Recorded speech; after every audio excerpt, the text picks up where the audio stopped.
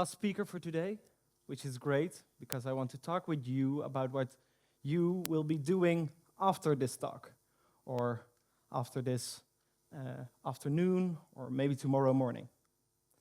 Because I bet that each and every one of you will have some idea or something in your mind that you still want to do, that you just don't get started on, or maybe it's just something, like will come someday. I believe that if you pick up these kind of projects, it will make you very happy. I want to share with you one of the most happy moments in my professional life. One day, I went to a high school. I was going to give a workshop at that high school, and that's always fun when I come back to this high school a year later. So at this school, I always see familiar faces like teachers or maybe the headmaster, and that's always fun to see them again. And this time, I see a boy walking up to me, and you would describe him as the typical cool kid in class. He came up to me, and he said, "Hi, sir, how are you doing?" in a very polite way. And all of a sudden, I recognized him, and he confirmed that he was one of my students from the year before, and he was in my class, and during this workshop, my students will start their own business in just one day, and I will guide them through all the steps it takes. At that time, he said, he had planned to go to nursing school to become a nurse. But that workshop for him was a wow moment. He felt like, wow, business doesn't have to be boring. It doesn't have to be hard or anything like this. This is something that I can do just as well. And at that time, he decided to go have a look at business administration. He signed up there instead of nursing school, and I still follow him on social media. And he recently just started his own business.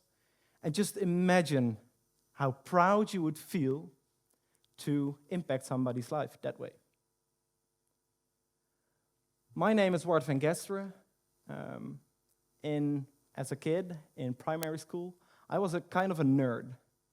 I was always the brightest kid in class, and when I went to high school in first year, I was a typical A student.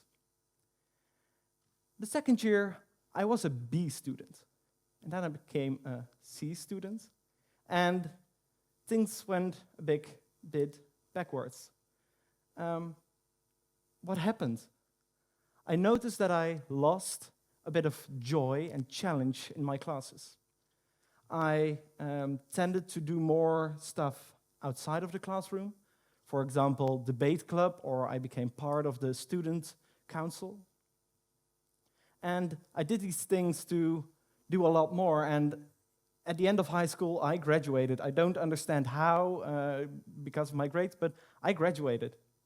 And that's fine with me, those grades, because I learned a lot, I had a lot of valuable experiences, and I'm glad with all the things I've done. Nowadays, I would call myself an entrepreneur.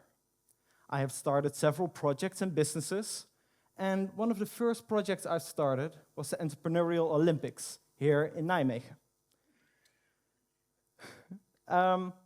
My idea for this Entrepreneurial Olympics was to give 12 to 18 years old the chance to understand what entrepreneurship means and how much you can benefit from an entrepreneurial mindset, where you will be proactive in the things you do, you're eager to learn, and if something isn't the way you like it, you can change that. In that year, in the tournament, they would start their own business, and I would guide them through all the steps, but I was only 18 years old. I didn't have a degree, and afterwards I also I didn't have any money. I didn't have any resources, nothing like that. So how would you do that? How would you organize an event like that? How would you get sponsors? How would you persuade schools to participate? And how would you, I don't know, organize a successful event? And I noticed that I was making things a little bit big for myself. So I thought back of what I would teach my students during that workshop. I would guide them through all the tiny steps to start a business. And I often hear people say, wow, they start a business in just one day. And I'm like, yeah, sure, that's easy, because you start with very little tiny steps. The first step, for example, I tell them, just make a list of products that you use every day or every week. Just take 5 minutes to do that. And after those 5 minutes, I will ask them, okay, now, for every one of those products, come up with a way to make the product just a little bit better. Well, ta-da! There you already have a big list, sometimes up to 50 products that are better than what's there at the moment, so 50 new business ideas. And I was realizing that I should do the same for the event that I wanted to organize. I had to make something big, just cut it into very small pieces. So I started with the very first step, because without participants, the tournament isn't that much fun. So I realized, okay, the first thing I have to do is get some schools to participate. So step number 1, send an email. I went to my desk, sat behind my laptop, and I sent an email to my teacher from high school, just asking, would you like to have a chat with me, a meeting where I could tell you a bit about this event I want to organize? Yeah, he responded, yes, of course. And later on, I went to the meeting. It was great. And through that meeting, I got connections with every other school.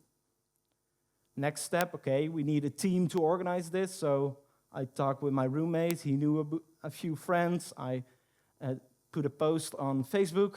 And also there, a few people started to help. So I realized that big things aren't hard if you cut them into small pieces. And you know what the great thing is about small steps, about small actions? You do them every day. I mean, everybody here knows how to send an email, make a phone call, or just talk with a colleague of yours. And the second best thing is, what's the worst that could happen? In a worst case scenario, somebody doesn't reply to your email. Okay, you send another email to the same person, or you email somebody else. Or maybe you have a phone call with somebody and they say no, but then they will give you valuable feedback to get on to the next step and make your idea even better.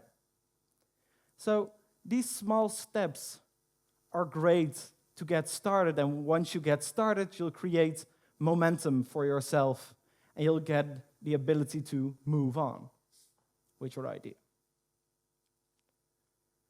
And maybe some of you think, yeah, but I don't know what that first step should be. Well, I got a great idea for that. You Google it.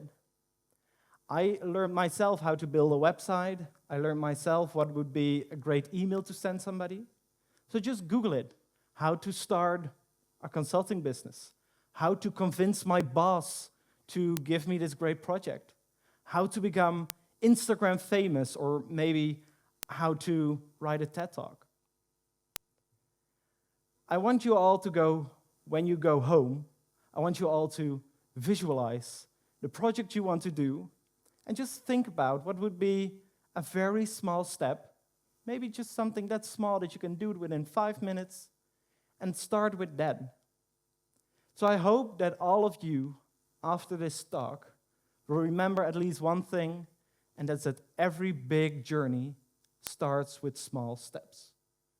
Thank you very much.